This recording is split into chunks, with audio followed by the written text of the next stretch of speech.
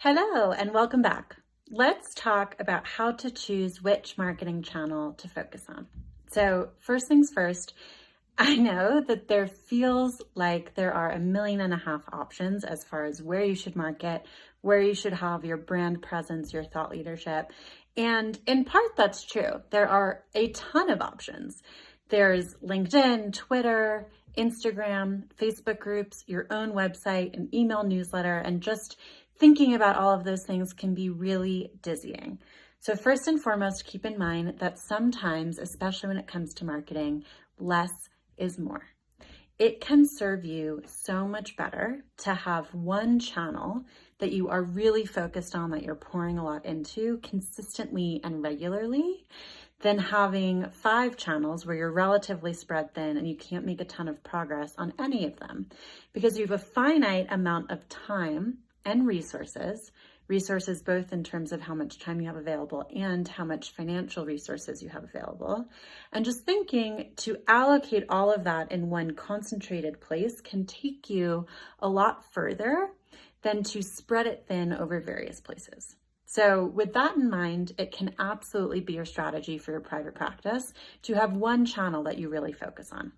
And as you start to think about which channel to choose between the various options, think about what type of thing comes relatively naturally to you, even if marketing in general is not, the jelly to your peanut butter or the core joy of your day and your business day.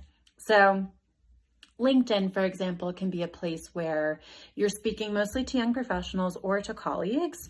You're talking in text. There isn't as much pressure on video or on visuals. Instagram has a lot of pressure on the visual. Your grid, you want to look a certain way and have consistency in your branding. Video is more important than ever. As other channels like Twitter is almost no visuals. You can, of course, upload pictures, but they're going to be short, attention-grabbing pieces of text.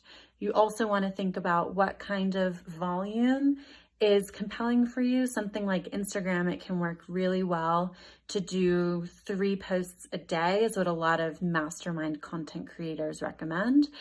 If you're posting consistently, you can do once a day and you can see a lot of success and a lot of traction there.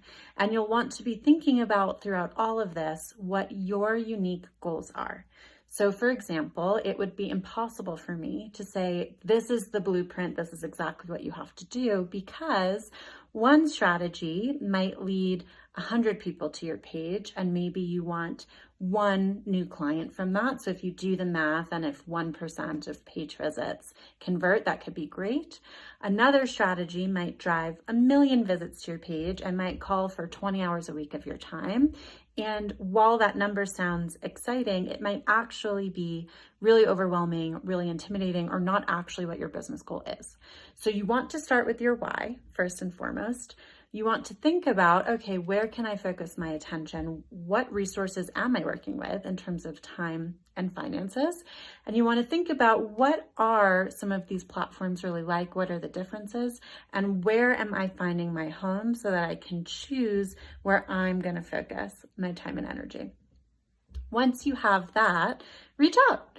We'd love to talk to you about each of the particulars of each of the platforms. And if these Let's Unpack That's are helpful for you, we're also happy to create sub Let's Unpack That's of each of these channels, because of course, in 5 minutes or less, we want to get to know you and we have to go into the nuances of what these different things are to give you a really meaningful guidepost. So I hope that those frames of reference are helpful for you today in choosing which marketing channel to focus on. And as always, stay tuned for the question bubbles in our stories where we're asking what questions you most want us to answer. And let us know if this is helpful for you and what questions it's brought up as a result, so we can make sure that what we're talking through is relevant, top of mind, and as supportive for you as possible. Have a great rest of your day, and we'll see you soon.